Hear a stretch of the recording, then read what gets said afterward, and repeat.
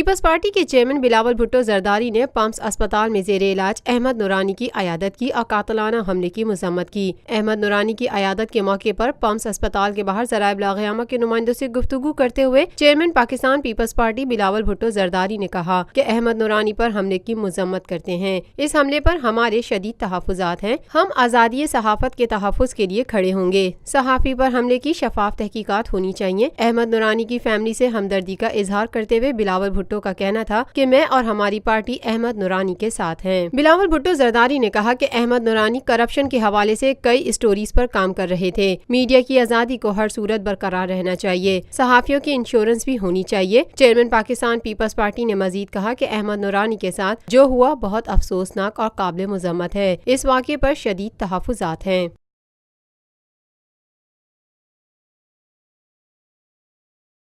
Lotus Lake Towers, a groundbreaking endeavor by Lotus Properties.